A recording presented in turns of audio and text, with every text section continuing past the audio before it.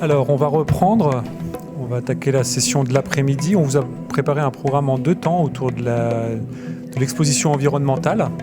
D'abord, l'exposition environnementale professionnelle et ensuite résidentielle. Et pour commencer, pour ouvrir le bal, on va laisser la parole à Alexis Descata. Merci Antoine, merci à toutes et tous. Donc je vais vous parler d'un projet qu'on avait lancé il y a quelques années, qui était le projet Soignance, qui est en train de prendre effectivement une nouvelle suite, y compris, je pense que vous avez vu vendredi les annonces qui ont été faites sur l'importance de la santé des professionnels de santé par nos ministres.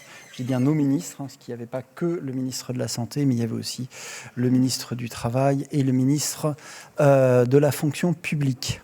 Alors, je ne vais pas vous parler de Soignance, je pourrais en parler pendant des heures durant. Et puis, comme vous pouvez le voir, je ne suis pas tout seul à pouvoir en parler, puisque, en fait, ça a été vraiment... Alors, tout le monde n'a pas participé à la même hauteur, comme toujours, mais ça a été vraiment la réalisation d'un consortium avec, effectivement, on va dire... trois personnes qui ont été centrales. Marie, qui a permis justement que ça se fasse dans Constance. Laura, en tant que Laura du CNAM, Laura Temim, qui nous a aidés sur les questions de modélisation, etc. Et puis nous, pour le laboratoire Esther, enfin l'équipe Esther de l'IRSET, de l'INSERM, dirigée par Yves. Alors, je vais quand même remercier, et ça me semble normal, ça a été fait à chaque fois, mais c'est important parce que, d'une part, ça a beaucoup reposé sur une postdoc qui est plus chez nous, qui fait de la pharmaco-épidémio à haut niveau, et on a beaucoup remercié parce que justement, elle nous a apporté plein de choses et en gros, Soignance a existé grâce à ses analyses et ses papiers, donc c'est elle que je dois remercier d'abord. Deuxièmement, bien entendu, nos financeurs, puisque s'il n'y avait pas eu la Fondation MNH et le soutien du ministère de la Santé via l'adresse, il n'y aurait pas eu cet appel à manifestation d'intérêt. Et puis, bien entendu, Constance, que ce soit l'équipe ou ses volontaires. Alors, il faut simplement se souvenir qu'on sortait, il y a quelques mois, voire maintenant quelques années, où, effectivement, s'occuper de la santé de ceux qui soignent nous apparaît comme une évidence aujourd'hui, mais qui n'était pas forcément tant une évidence que ça avant l'épisode du Covid.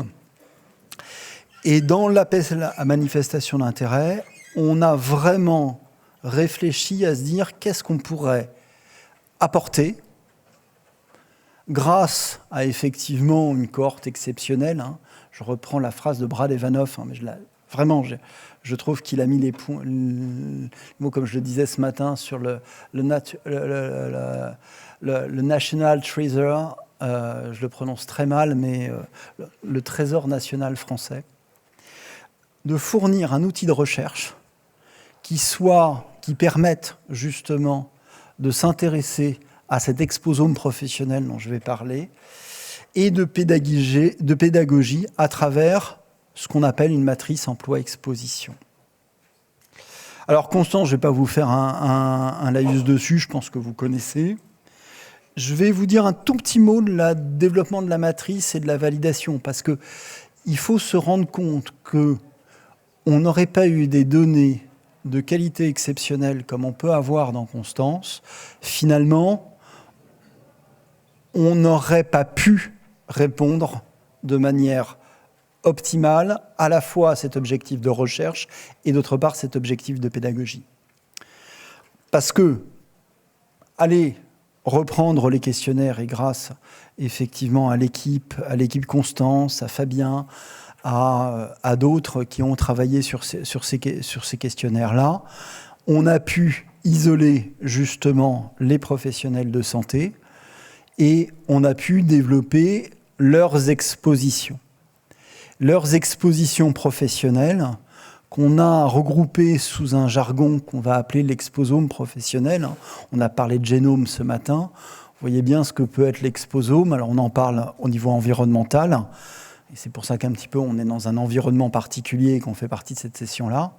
Mais on va voir que les expositions professionnelles, elles interagissent ensemble, elles existent, elles sont déterminées elles-mêmes par des déterminants particuliers. Et c'est pour ça que Constance, par ces données, ont été capables d'apporter certaines, pas tout, réponses sur certaines expositions professionnelles par des experts de leurs expositions que sont les volontaires. Parce que la plupart des expositions, pour beaucoup en tout cas d'expositions, on sait à quoi on est exposé. Alors, ce n'est pas vrai pour tout, mais c'est vrai pour certaines, et on va le voir. Alors, on l'a développé, et maintenant, il a fallu le valider. Alors, je ne vais pas vous remettre toutes les méthodes de validation qu'Alison a faites, mais effectivement, finalement, on s'aperçoit que les mesures d'exposition sont très proches de celles entre individus et ce que donne la matrice. À quelques exceptions près, et j'en reparlerai. Et deuxième chose, on a regardé de savoir, parce qu'il y a quand même des matrices qui existent, qui sont exposées pour d'autres choses. Je ne sais plus où est Oriane, mais elle est quelque part là-bas. Voilà, ça y est, vu.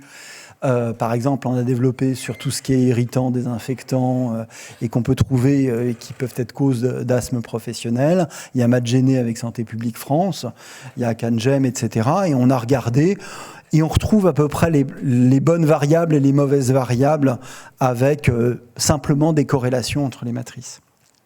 Et puis, on a essayé de voir les liens avec les maladies déclarées, soit par les volontaires, soit via leur déclaration SNDS. Et ce qui est amusant, c'est qu'on retrouve strictement les mêmes choses, ce qu'on a pu, bien entendu, publier. Et donc, finalement, on a une matrice. Elle est disponible pour les chercheurs, et notamment ceux qui font partie du même appel à manifestation d'intérêt, parce qu'il y a plein de données en France où on a simplement le code profession, mais on n'a pas les expositions professionnelles. Et donc, ils peuvent reconstruire l'exposome professionnel à part ces matrices. Ce n'est pas ce que je vais vous présenter là aujourd'hui. Je vais vous montrer que cette matrice, qu'on a appelée GEM Soignance,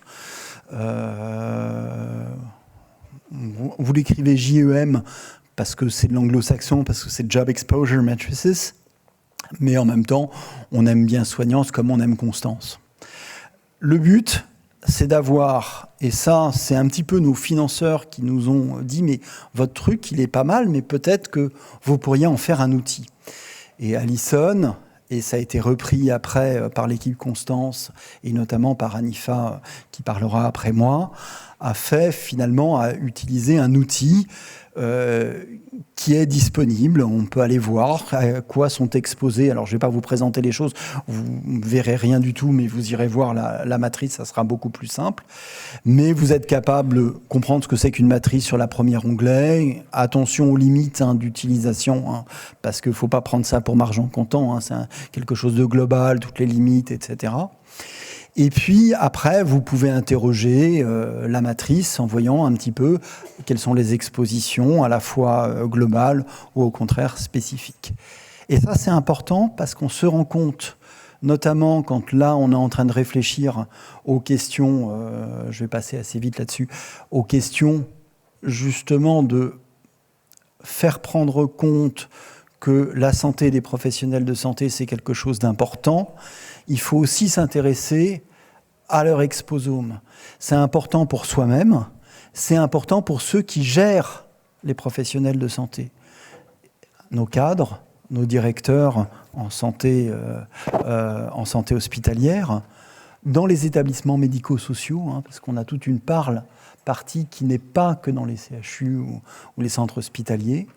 On a la partie libérale, où effectivement les libéraux, du fait de contraintes que l'on connaît bien liées au monde libéral, ne prennent pas suffisamment de temps pour leur santé. Et pour autant, c'est important que justement leurs associations, qu'elles soient ordinales, non ordinales, de médecins spécialistes, de médecins généralistes, puissent les aider dans ce genre de choses. Et ça, en fait, c'est des outils de translation, c'est des outils de pédagogie qui peuvent permettre justement d'aider les choses. Et ça va tout à fait, alors soit vous donner des jolies courbes, soit des diagrammes, etc. Je ne vais pas aller plus longtemps parce que j'ai terminé là, mon temps imparti. Bien entendu qu'il y a de nombreuses limites. Comme toute matrice, ce n'est pas miraculeux. C'est un outil de recherche avant tout. Ça peut être utilisé à des fins de pédagogie à partir du moment où on a bien connaissance des limites et qu'on passe pas le niveau, on est bien du niveau collectif et qu'on reste au niveau collectif. Ça ne peut pas être utilisé au niveau individuel, mais ça peut être un excellent élément pour se rendre compte en termes de sensibilisation, parce que nos volontaires, quand on a vu les comparaisons, y compris avec les autres, ils sont très représentatifs, même si sur un plan statistique, ils ne le sont pas complètement, ils sont très représentatifs de nous. Merci, et n'hésitez pas d'aller voir J'aime Soignance.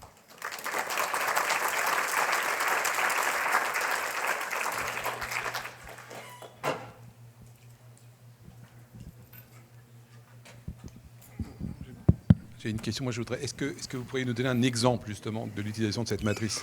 Alors, un exemple qu'on est en train d'essayer de développer, c'est celle justement de la formation des étudiants en médecine. Vous savez, nos étudiants en médecine, dans 10 jours, ils passent un truc qu'on appelle les examens cliniques objectivés standardisés, dits ECOS. Dans les ECOS, on est en train de rajouter une question sur la santé des professionnels de santé. Et l'objectif dans les ECOS qu'on est en train d'essayer de pousser au niveau national, c'est justement d'avoir des ECOS basés sur la prévention du risque professionnel, notamment en santé mentale. C'est ça qui a été privilégié sur ces futurs professionnels de santé. Et d'aller leur faire comprendre que la santé mentale, elle ne se dégrade pas comme ça, mais que quand ils seront internes, quand ils seront médecins, voilà les niveaux d'exposition au travail de nuit, aux longues heures de travail, à ceci, cela, cela. C'est des choses qu'on va les faire sous forme de pas serious game un petit peu, mais de choses comme ça. Ah. Je me demande si tu as bien répondu. En fait, qu'est-ce que quand tu interroges la matrice, ça veut dire quoi? Ça veut dire que, est-ce que tu peux... Ah. Parce que je ne suis pas sûre que tout le monde ait compris ça. Ah, alors effectivement, j'étais... Oui, alors les facteurs, justement, les facteurs, alors je ne les ai pas cités là, c'est trop petit. L'avantage, c'est qu'on a on a tous les facteurs professionnels de constance. C'est-à-dire qu'on a à la fois des facteurs d'organisation du travail, avec des choses assez facilement, entre guillemets, évaluables sur le nombre de travail de plus de 10 heures par jour, plus de 50 jours par an, qui est un proxy des heures longues de travail. On a des facteurs biologiques, avec les expositions à certains virus qu'on voit particulièrement sur les professionnels de santé. On a des facteurs chimiques. Par exemple, on a le formaldéhyde qui est posé dans Constance.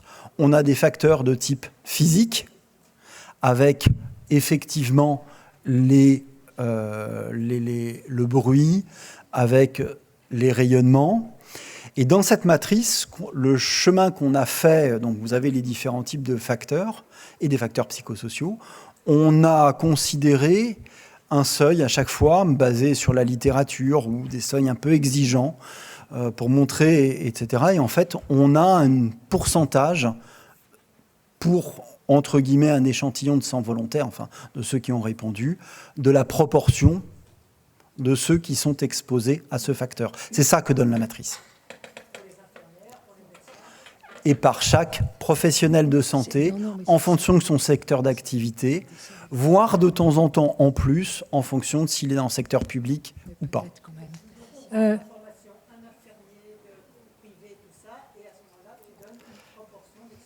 Oui, j'aurais dû être plus clair avec ça.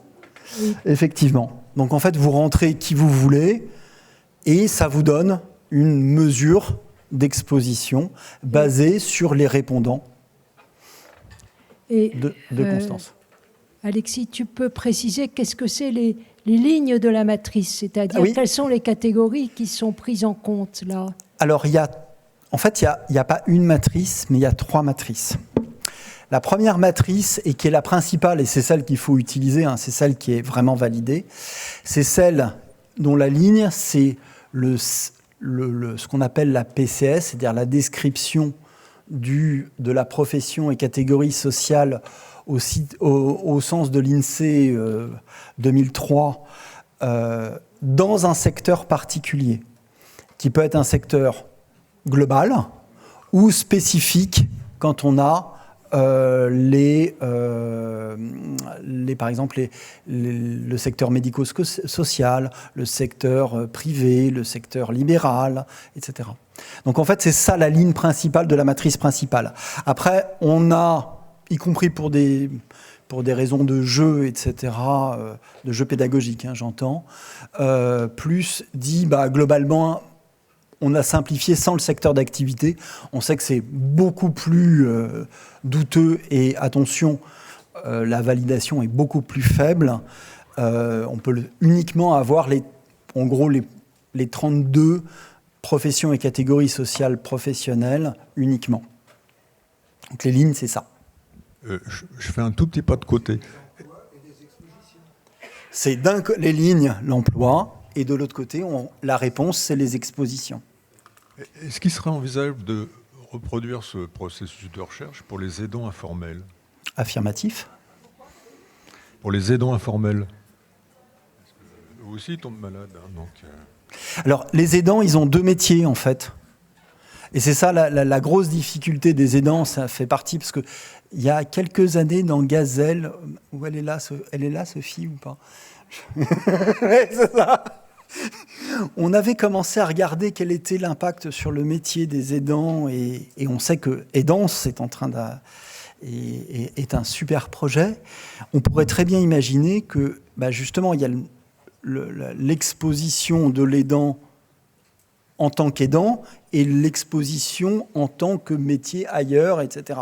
Et c'est pour ça que là, la seule chose, c'est que c'est comme dans d'autres contextes, y compris par exemple un contexte militaire, où on sait très bien qu'on a 2 métiers en tant que militaire, celui de combattant et celui du métier. Là, c'est à peu près la même chose. Et qu'il faudra probablement partir sur quelque chose qui sera plus proche de la tâche, comme dans OAGEM, plutôt que le métier, entre guillemets, d'aidant, qui n'est pas un métier, enfin, qui est un ensemble de tâches et de contraintes.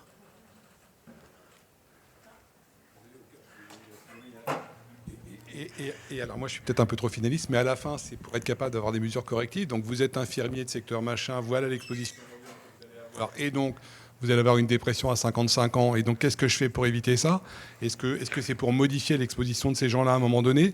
Ou c'est pour expliquer? Parce que vous allez avoir effectivement des phénotypes qui vont dériver de cette exposition, des maladies, des choses comme ça, professionnelles. Alors, justement, l'idée, c'est attention, on ne peut pas le transférer directement au niveau individuel. C'est-à-dire que c'est pas parce que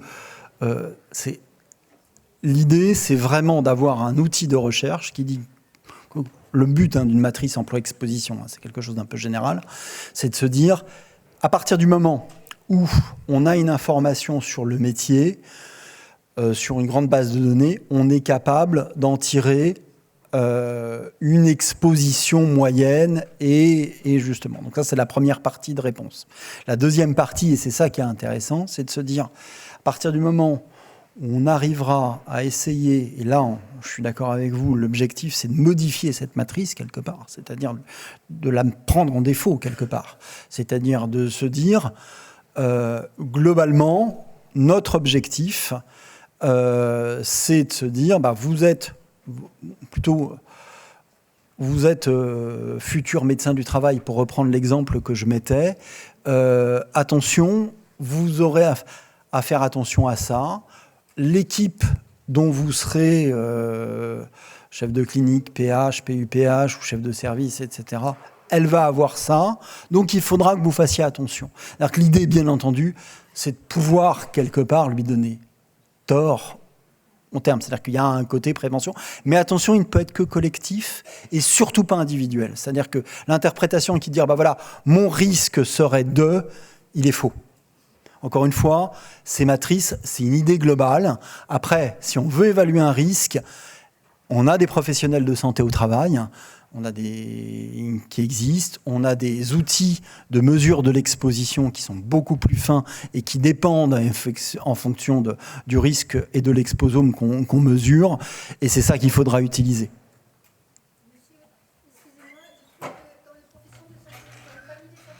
Si, il y en a. Mais non, mais si. Là, j'ai pris que des copies. Ah, si, ils y sont. Alors, la satis, la matrice, bien entendu que les sages-femmes y sont. Si, c'est en fin. Je l'avais mis à la fin. Hop. Là, vous allez aller voir, vous verrez, bien entendu, qu'on a nos collègues mailloticiens.